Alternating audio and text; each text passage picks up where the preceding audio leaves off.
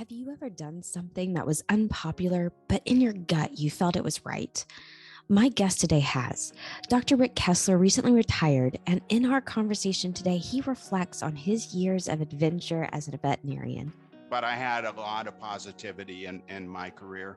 He's experienced many aspects of our profession, but his ultimate impact was working with cats and dog breeders. Breeding was the wild, wild west. And neonatology, both underserved areas of veterinary medicine. Dr. Kesler is full of stories and wisdom, so here is Dr. Kesler. I think that you have a fascinating career journey. I would say convoluted. A lot of times they are.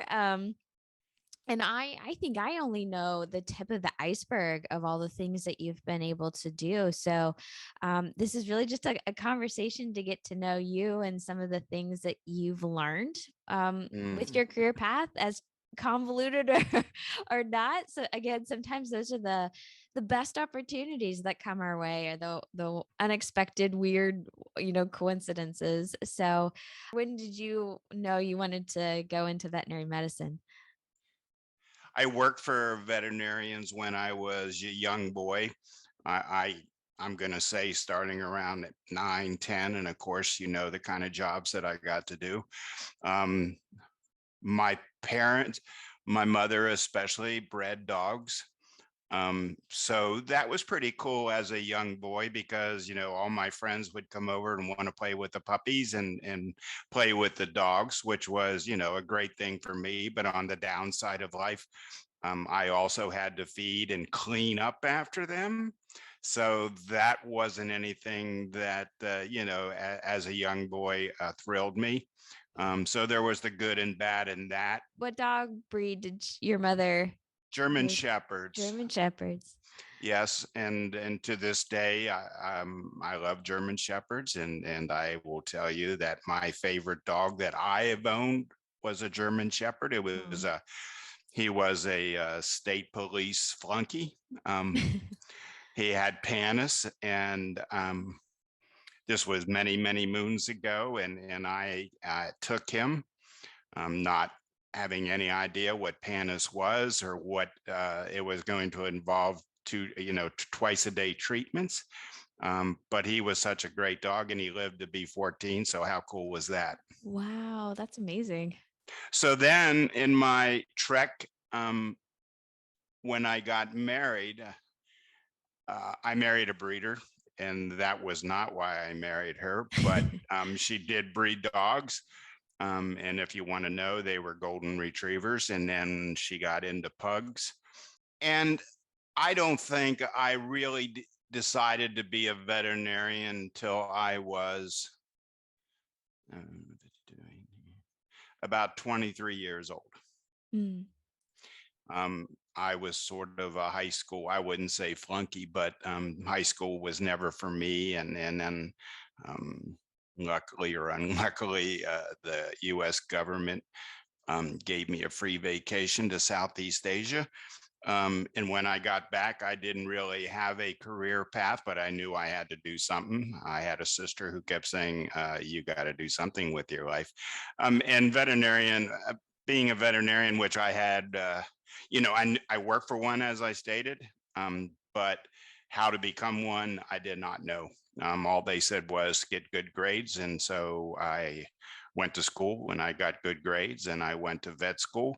And at the time that I applied to vet school, the state that I was in, they paid for 4 slots in vet school, and that year was a bad year tax wise, and they decided not to do that. So I applied to medical school and dental school and got in there, but really didn't want to do that. And then finally, the state came through, and so I got into vet school. And schooling came easy to me, but I didn't like school. So during vet school, I worked 2 jobs. I actually, I guess, owned a business, but I did farrier work for horses and dairy cows. bought a tilt table, went out and did that.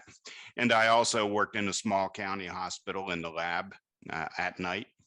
So the good thing about all that is I got out of vet school with very, very little debt. Yeah. And thinking about how students get out today, I couldn't imagine that.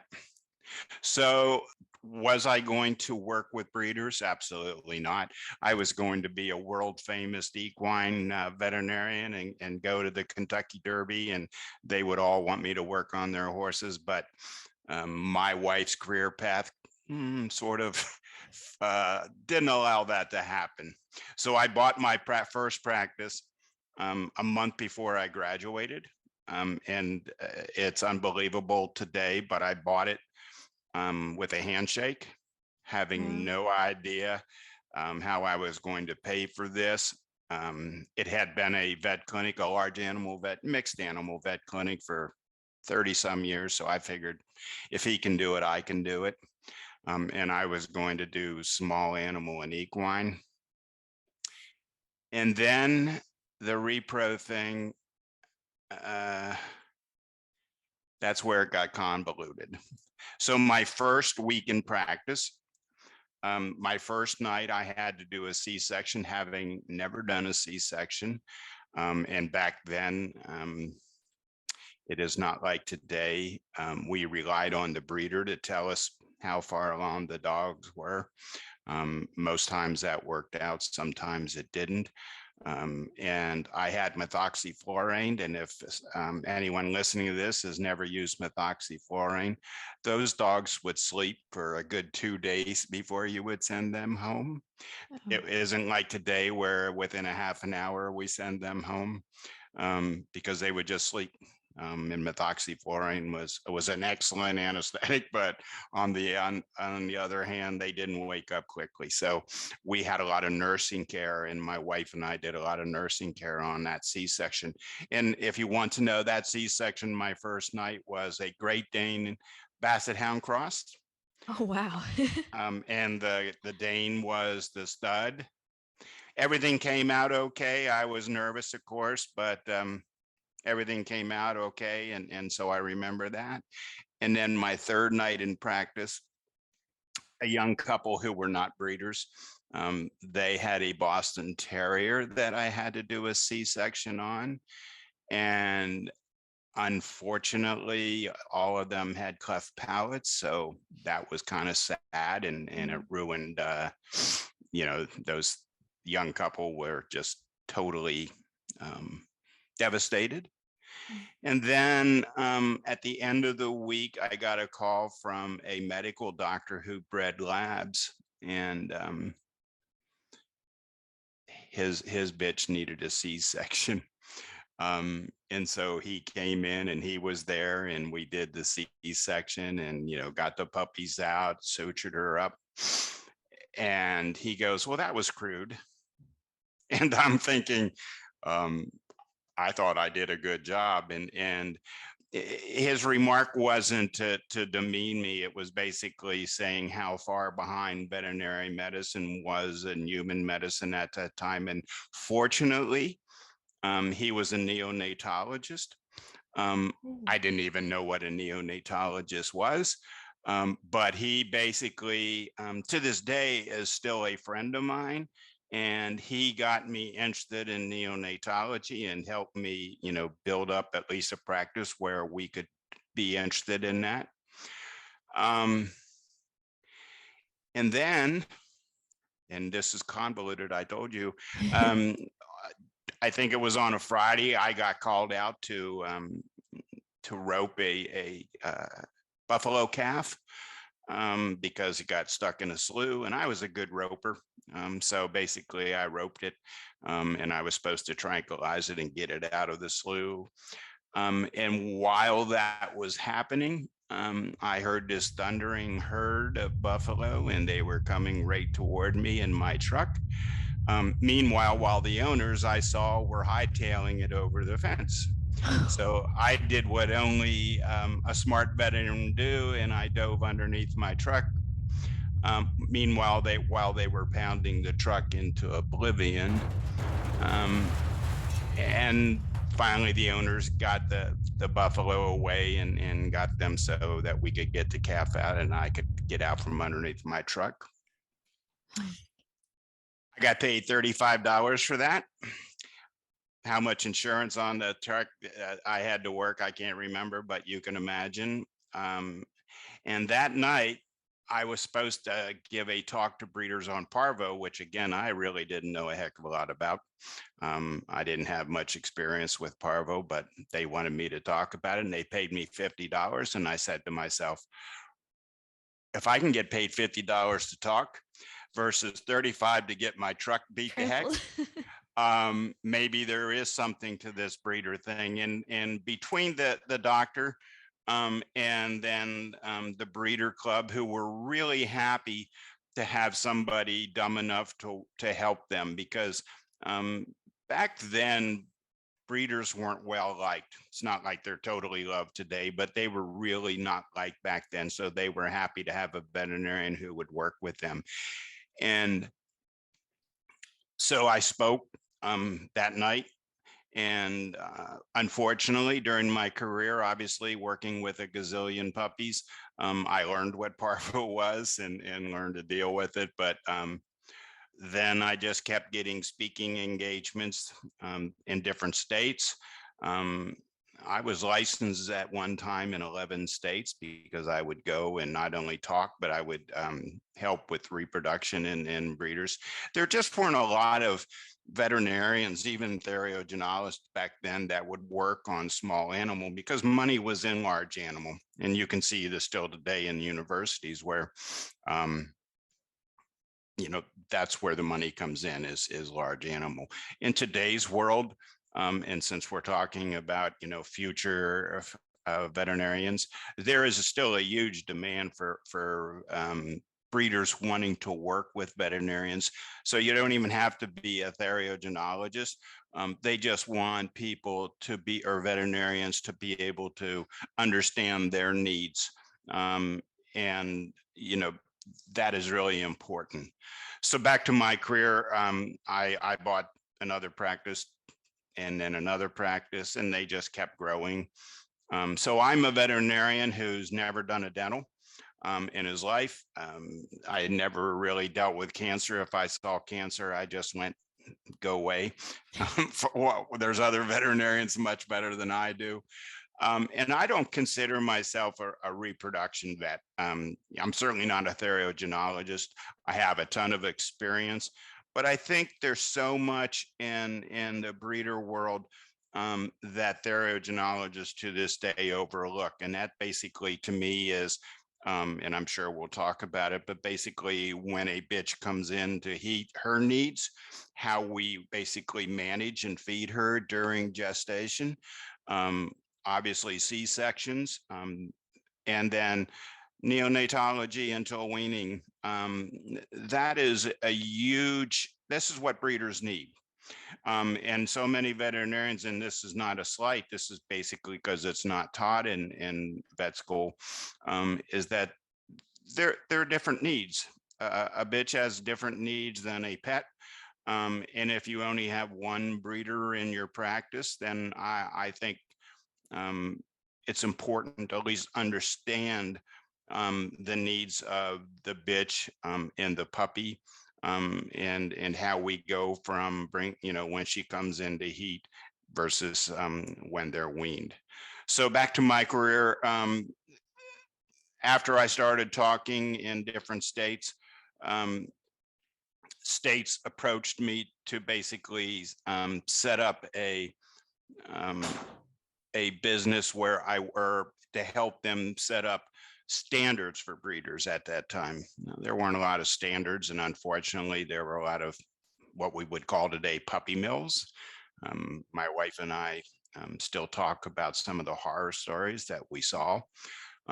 So I took it upon myself to help these states set up so when I was able to go visit a kennel, I would help the state people that were setting these up to at least recognize what the needs of the dogs were, as far as space, cleanliness, disinfection, worming protocols, and basically just their environment. And then, and this I did actually take upon myself. I saw so much brucellosis back then that I became, well, as a lot of breeders like to say, I was a broken record when it came to brucellosis. And I worked with the USDA and APHIS to set up standards, and to recognize the testing and why that's so important. And again, there's still a lot of brucellosis out there, but I will tell you this. I always said by the time my career ended, we would have brucellosis under control, which was a fib. I didn't accomplish that, but I was basically 1 year, and I can't remember what year this was, I was paid to go around to just about every state and give talks and lectures on brucellosis. It was rewarding. And then it was frustrating because a lot of breeders, even today, they don't think that brucellosis will ever occur to them. And there were breeders that were freaked out by what I was saying. And all I wanted to do was bring awareness so they could go back. And then we had veterinarians come too, but have a conversation with their veterinarians so they understood brucellosis. And that was really important to me, because brucellosis is not a fun disease, and it's very emotional for breeders. It was emotional for me, but to have some states who basically, if you reported it, some states were so heavy-handed that it put breeders out of business, and some may say, well, that was a good thing. In some cases, maybe, but I had clients in states where it was so heavy-handed actually killed themselves, and that's how emotional this was for some people. And then on the other hand, I had some clients that actually got brucellosis from their kennels. So to this day, it still is important for me to have veterinarians understand, and vet students understand that brucellosis, they need to understand it more so than they do the testing protocols, because not all tests are created equal, and we have a lot of false positives, false negatives, and to be able to realize that. So I can't say to anybody I picked my career, but I will tell you that obviously reproduction was in my genes, genetically, with my mother and my wife, and obviously somewhere in the back of my mind, it picked me, and it flowed. You know, I guess I'd never turned down an option like, say, with going out and seeing kennels and you know, working with the states to set that up. I could have easily said, no, I don't have any time for that. But I did it because I felt it was so important, and things just grew from there. You know, the more breeders I met, the more requests that came in, and I guess I would say anybody that's interested in reproduction, the world is out there. You just have to go and know a little bit about it. I was asked last week after one of the vet student talks that I gave what my recommendation would be, and you know, they were saying, should I go work for a theriogen? I said no, I wouldn't, not at first. What I would do is go to breeder shows and see if they even interest you, because that's where breeders shine. You learn what they do, what they go through, because it's a lot of work and it's a lot of money. And unfortunately, there aren't a lot of young people that are turning to breeding dogs. And I told her that if you do that and you're still interested in the breeding world, then go do your therio, or you go and start a practice with that, because they'll come to you. And that was so true of me, is that, everyone said, you had 3 practices, must have been successful. And I was just lucky. And I followed what came to me. And I think in veterinary, and I always have loved veterinary medicine. I talk to too many young veterinarians that are turned off by it. And as you stated earlier, there are so many avenues out there, so many avenues. And if I was a younger veterinarian still having my career, and I talked to Dr. Hughes about this, genetics is huge in the breeding world. And they need to understand it more now that we understand genetics and dog breeding more, and cat breeding. And I never really said much about cat breeders, but cats are kind of like my thing. I'm a cat guy, and I would say that one of the reasons I got in vet school was not only to be a world famous equine veterinarian, is because feral cats, and I live in the country and always pretty much have, fascinated me. As a boy, as a young man, feral cats have just always just fascinated me with their instincts and their predatory behavior, their breeding practices, and their life. I mean, it's a hard life for a feral cat. And the predatory behavior and the instincts carry over to our indoor cats now, because when I started, indoor cats were, a small percentage, and outdoor cats was a large percentage. And now we know that that's turned in for the best, but we also know that we have environmental problems with our cats indoors. Same way with breeding. And I would tell anybody that listens to this that wants to get into it, if they were interested in dog breeding, and I told you that dog breeders were totally in need of veterinarians that understand them, cat breeders they pour their hearts out for a veterinarian who knows and understands cat breeding, because they're not the same as a dog breeder, and there's so many differences. And I would go to a cat show to give a talk, and I was treated like a rock star. Oh. And the reason being is because they want that education. They demand that. And again, it's out there.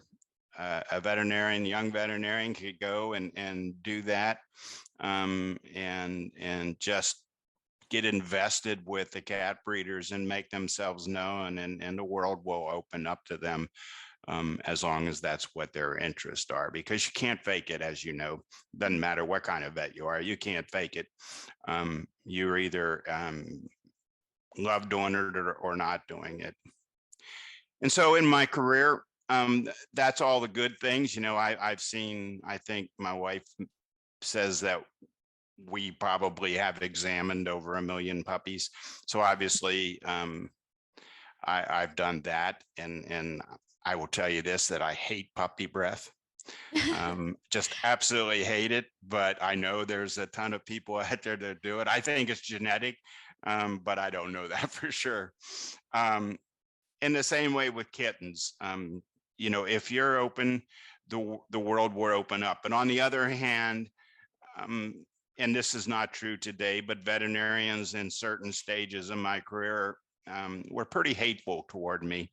And the reason they were hateful was that, they thought I was out there aiding dirty breeders. And I never felt that. I felt like I was always trying to help the dogs or cats.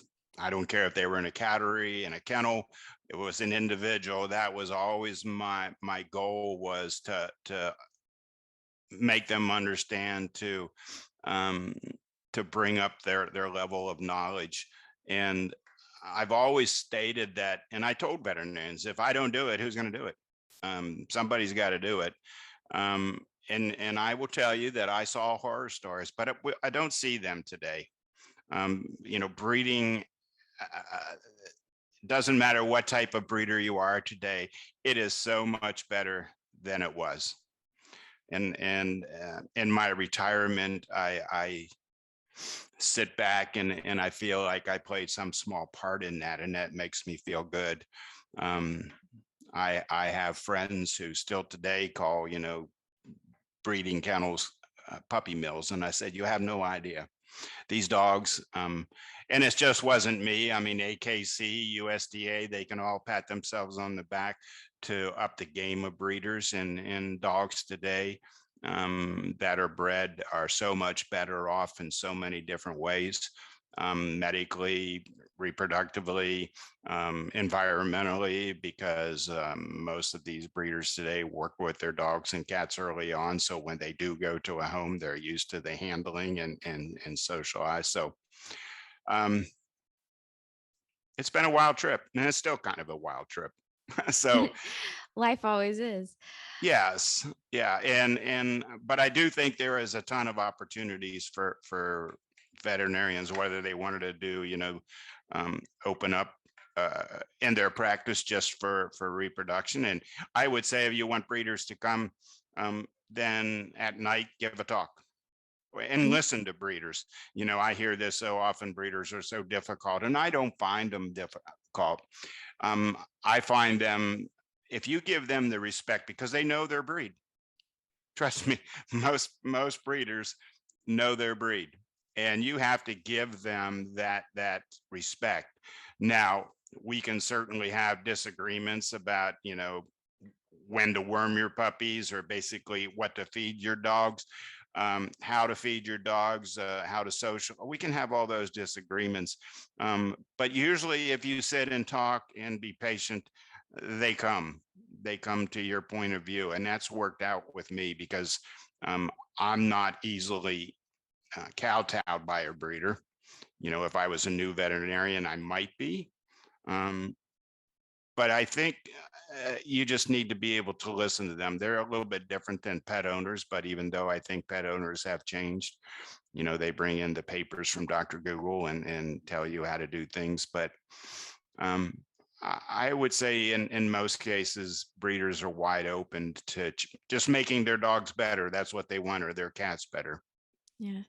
And you, it's amazing to understand how well you have built relationships with breeders over the years. And I'm hearing you say it's a lot of listening. Do you have any other advice on just knowing how to build relationships with whether it's a breeder or pet owner? Well, with a breeder, never tell them what your favorite dog breed is. Okay. Unless it's theirs, right? Unless it's theirs, and then the next day it'll be the other breed that's your favorite. I think listening and appreciating what they do. They like pats on the back just like we all like pats on the back. And when I would go to dog shows, um, I, I would be amazed. And cat shows. I mean, cat shows are wild and crazy, and the people are wild and crazy, but they're in love with it, and so it's their passion. And while I can't sit back and say dog and cat shows are my passion, maybe because I've been to too many of them, I don't know. But working with the cats and the dogs and the breeders and seeing just an amazing quality of members of that breed, whatever it may be, that's my passion. And I don't know how many times I would go to lecture at a dog or a cat breeder, and somebody would bring a kitten or a puppy that needed help, and they came to me. And I never lost the sense that how cool that was. Yeah. Just absolutely cool. I had and I like telling this story, so I'll tell this story, and because I like telling stories.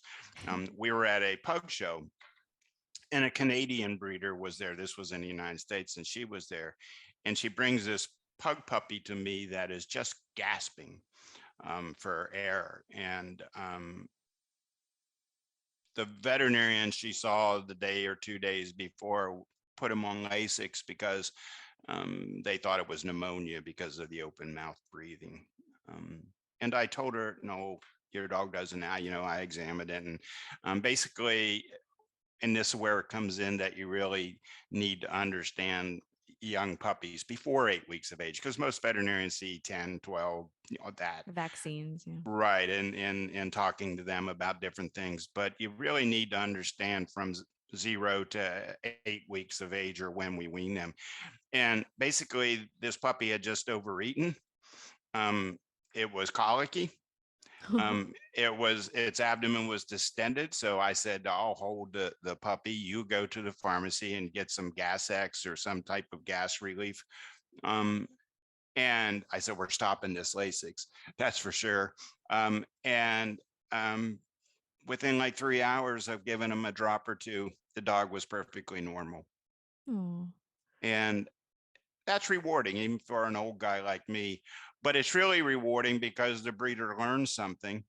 And I said, and I also told her, you have a good relationship with your veterinarian, obviously, teach them that Lasix doesn't really have a lot of need for Lasix and these young puppies. Because, as you know, they're full of water. They're, when they're born, they're 80% and then 70, and we certainly don't want to dehydrate them. But I just think that's important for veterinarians to know that, because no one taught me that. I always tell the story. People say what you learned in reproduction in school, and this is a true. The only thing I learned about cat breeding was, and this is what we were told, that if the tomcat and the queen were in the same county, she would get pregnant, which we know today is totally nonsense. And what I learned about dog breeding was nothing, absolutely nothing. Now, I could palpate a cow and palpate a horse and pigs. I was never a pig guy, but but that's what I learned. So I don't know if students, and from talking to them, I'm not sure they learn much more even today about small animal reproduction. We get And to that's watch this terrifying video.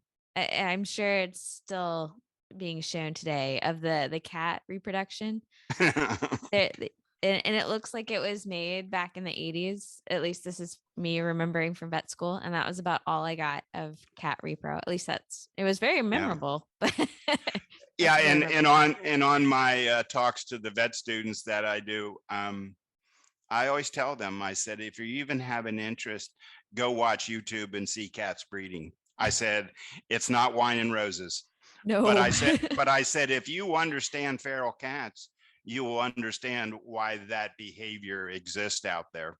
And I don't get to talk about that on my calls with them. I would love to. But if you see that, and you're right, it's terrifying. But if you understand their feral cat behavior, you'll understand the fact that tomcat is a threat to her, and will be a threat to those kittens once they're born. So she doesn't want him around, and doesn't need him around, and that's one of the reasons why we see that. So she's an induced ovulator, and see you later. I like that. So before we leave your career real quickly, because I do have other questions, what was the bridge to start working with Royal Canin? Okay.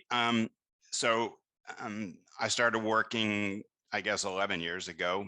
But I had worked and been affiliated or associated with Royal Canin for like 7 or 8 years before that. Just meeting Royal Canin at dog and cat shows. Mm-hmm. So I would be there to lecture, and then I, went around and tried to meet as many people. And so I knew a lot of the associates from Royal Canin, and Royal Canin would ask me, and I always liked being my own boss. Um, and I thought I was a good boss because I listened to myself.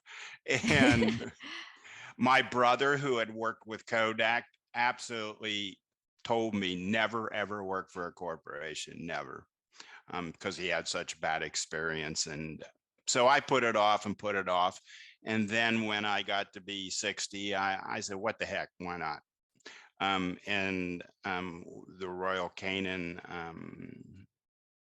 I don't even know what his title was, but he was pretty high up, had come to a breeder show, and heard me talk. And we talked for like 2.5 hours afterwards, not just about Royal Canin, but a lot of different things in the world. And he just basically said, I want you to come. And I did. And I don't regret a moment of it. Um, it wasn't hard because basically I did everything I did before. And just different people were paying me. And I still got to practice. Um, and So it was easy for me. I didn't have a lot of demands put on me. You need to go, that you want to go to this show, go to this show. Because, they basically put the trust in me that I knew which shows were positive for Royal Canin. In the beginning, it was just a wild ride. And as it became changed a little bit, it still was good for me. I don't have anything at all negative to say about it. But, when I turned 70, I said, you know what, it's time for me to retire, because a lot of my friends were having either medical issues or passing on. And I just didn't want to pass on while I was working for Royal Canin. So, so that's how. I had just worked with a bunch of people who aren't with Royal Canin anymore 15, 20 years ago. And we had a pretty close relationship. So, and they were out there working with breeders, and I appreciated that. There were other companies that did, but they didn't have the commitment that Royal Canin did to the breeders. Yeah. And it just sounds like along your whole journey, you saw a need and you filled it. And does it also seem like a lot of times people were coming to you, like you were putting yourself in the place where the need was, but then for a lot of these opportunities like the USDA, I think that's fascinating that you've been able to write so much and speak so much and work with the USDA on the brucellosis. Were people really coming to you and asking you for these opportunities? Yes. Yeah. Yeah. So like with the USDA, they, and I don't know now if they have it since COVID, but they used to have a breeder seminar once a year, and I would speak at those. So I'll tell you another story, and I'll try to make it quick. But as I told you, when I went around the country with brucellosis, there were non-believers and there were believers. And the last USDA show that I talked at, in the front row was a very, very, very difficult breeder, and always like to argue with me. And I'm sitting here going, why is she here? And why is she in the front row? Because usually she sat in the back. And the USDA introduced me, and she stood up immediately and turned around. And I'll never forget this long. She goes, I want all of you to listen to this man. She goes, I never would. And brucellosis happened to me. And if I would have listened to him, it never would have happened to me. She goes, so learn from me and learn from him. And she sat down, and I thought to myself, whoa, this is, I couldn't have said it better myself. I was going to say, you could have sat right back down. I could have sat right back down, and those kind of statements always did me good. Not that I didn't like getting paid, don't get it wrong, but I have had a career, and I never faced Facebook or Yahoo, like I hear veterinarians, they get burnt out because of negative stuff, but I never had that in my life. It was, I'm not saying everyone loved me, but I had a lot of positivity in my career. And the other thing I did was I did work for or consulted with two veterinary distributorships, large distributorships, because not that they wanted to know what products that they could carry and market for breeders that I believed in. And they would absolutely, before Royal Canin, they would pay me to go out and talk. So actually, I got, exposure there, more exposure than before. So it worked out for them, and it worked out for them, and or for me. But I will tell you this: I've never been really a believer in selling. You know, I've always said I knew I could sell because people listened to me about a product. I had special wormers that I wanted them to use for their puppies. I didn't do that for veterinary marketing. I did that because that's a product I believed in.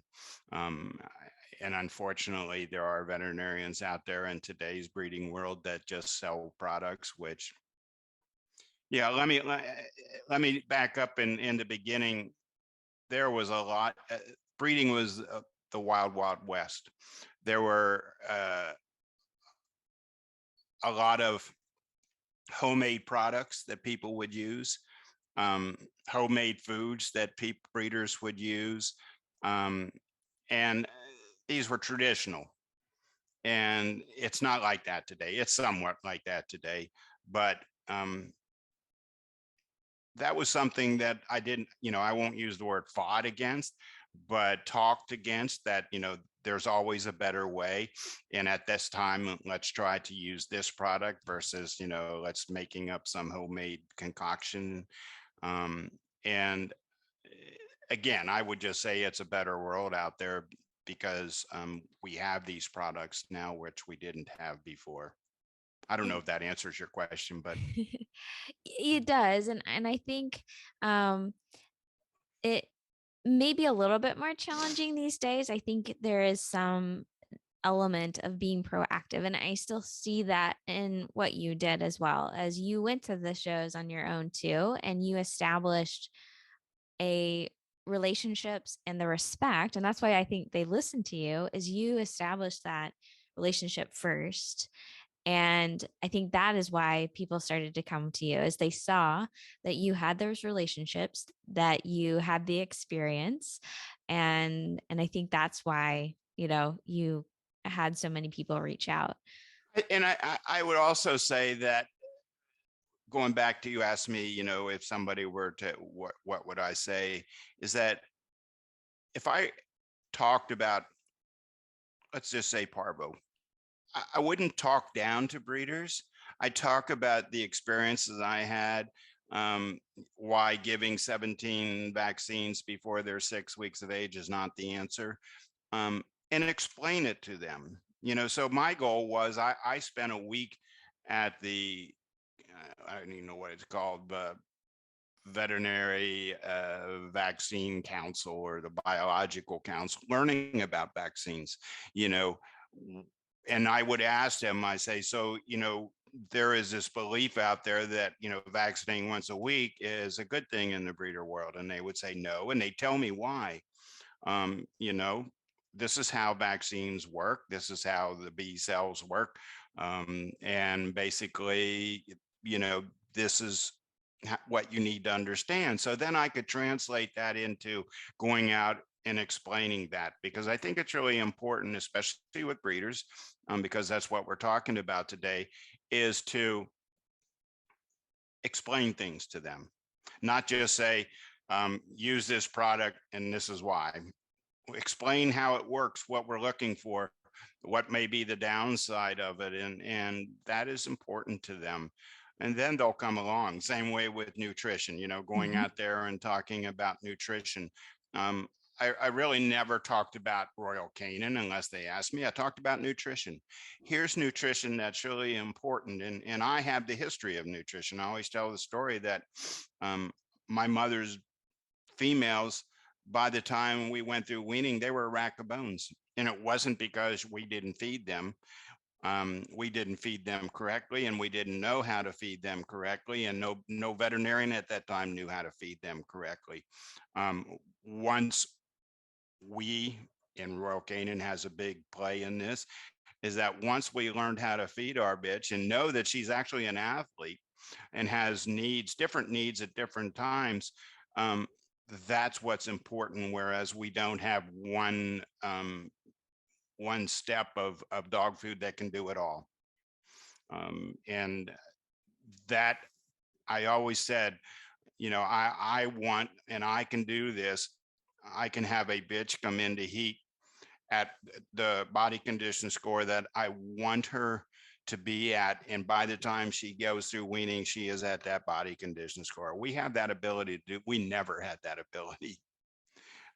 Never. And cats, the number one reason, even today, that I do C-sections on cats is because breeders don't know how to feed them. They're pregnant. Now some do, but there's a wide opportunity out there for veterinarians that, maybe aren't nutritionists, because I'm not a nutritionist. I've just had a lot of help from nutritionists that you go out there and explain nutrition to these breeders, and knowing that raw food and what they feed them is not proper, and then they get it. They get it. But the number one reason that, especially in cats today, is still they just don't have the energy to queen. And it's kind of sad because we have the ability to feed them correctly if we understand it. Yeah. So for those who might be interested in learning more about neonatology, because I still think this is a need. I Oh, still I don't think it's a think huge need.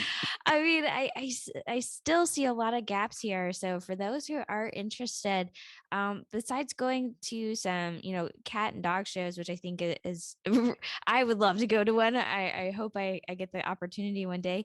But I know there are some researchers and groups. There is a neonatology, I believe, conference. It's not every year, right? That Right. you and Dr. Fontaine would go to.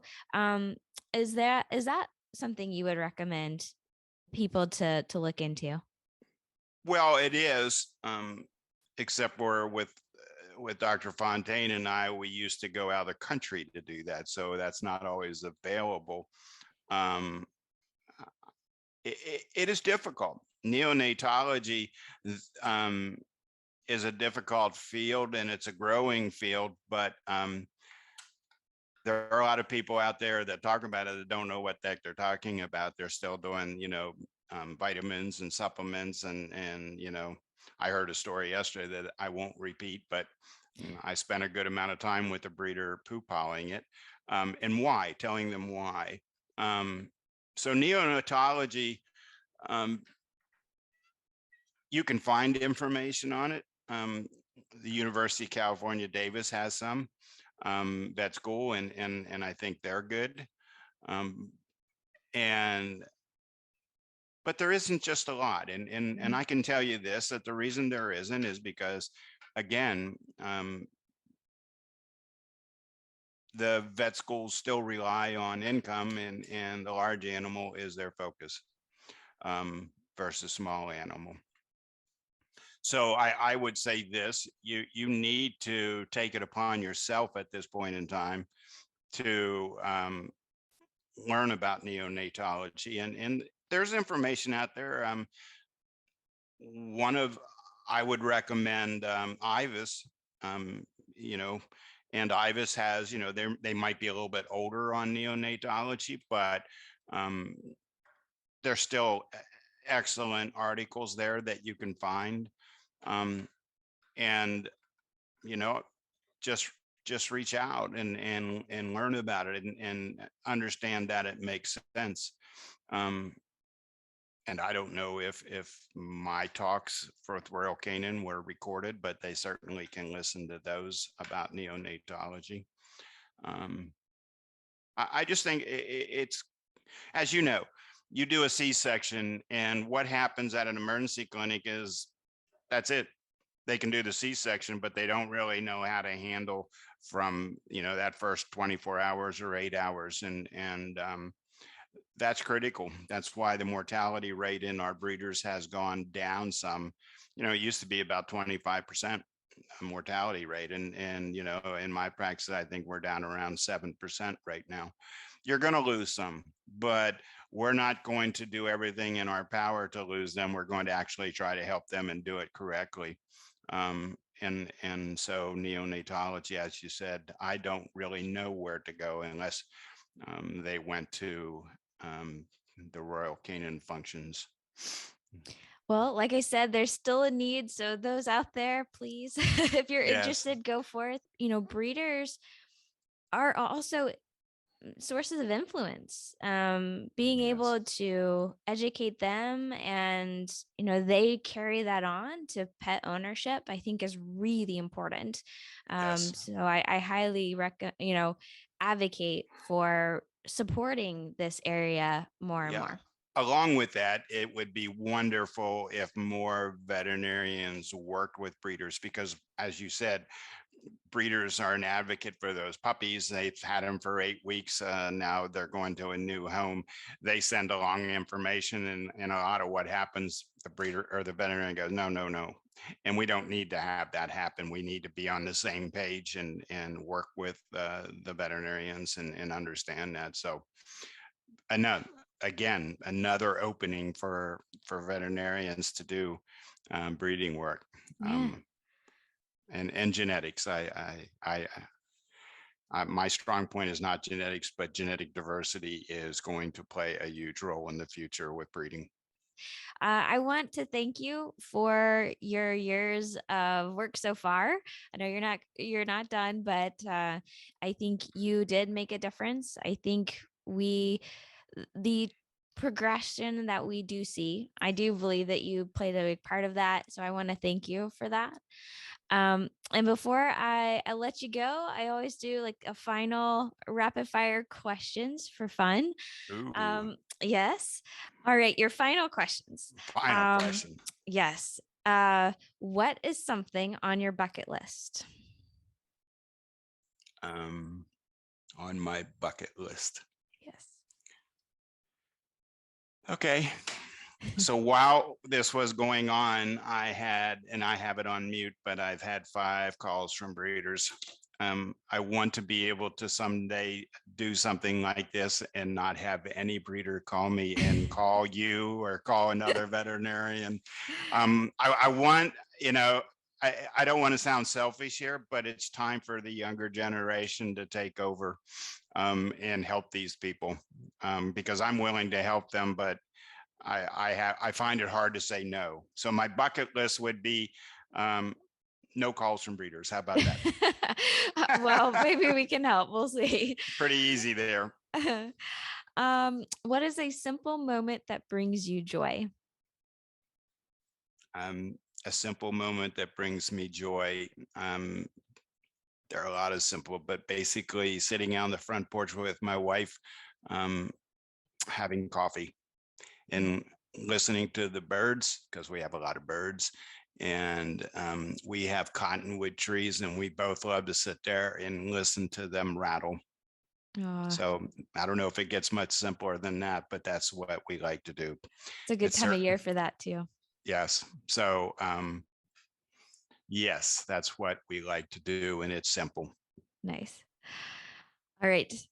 This one does catch people off guard sometimes. If you could create a law that everyone had to follow, what would your law be? That no breeder could be without a veterinarian and have a good relationship with that veterinarian, a working relationship. Maybe that's not a law, but that'd be my big wish, is that veterinarians and breeders come together and have a wonderful working relationship. And that is, I can make that a law. Yeah, I think so. I think it's a good one. If Yeah. I'm the king, I can make the law. Yep, you were the king of that law. Yes. Yeah, no, I think that's critical for breeders, and that's why I think if this helps 1 or 2 or 5 veterinarians that go in that direction, that'd be wonderful, because there is such a need. dog, cat in between. I agree. Yeah. And finally, what is something that you are most grateful for? At 70 years of age, I am grateful. I don't know if it's most grateful because obviously my wife and kids and the family, but and grandkids, we have 8 grandkids. Um, I would say I see so many young vets and vet students that complain about veterinary medicine, and I think it, it is a wonderful, wonderful profession, and I just think they need to find their niche in it. And I know it's a different world than when I graduated, but and this is kind of a simple statement, but build it and they will come. I think that occurred to me, and I am very thankful for my career. And as we stated in the beginning, I didn't have it all worked out, um, but it was because I was a veterinarian that it all came together. And just think about this. Um, most of my career, I got to work with kittens and puppies, and who gets to do that? Not many, although a lot of people think that about Yes, veterinarians, right? That we just kiss puppies and kittens all day, but yes, you're one of the few that got pretty close. yes. I did, and to this day, I don't do as many as I used to, but it's still. I am amazed at C-sections, and here we holding that life. And as I told you before, she's going to wake up and nurse them soon.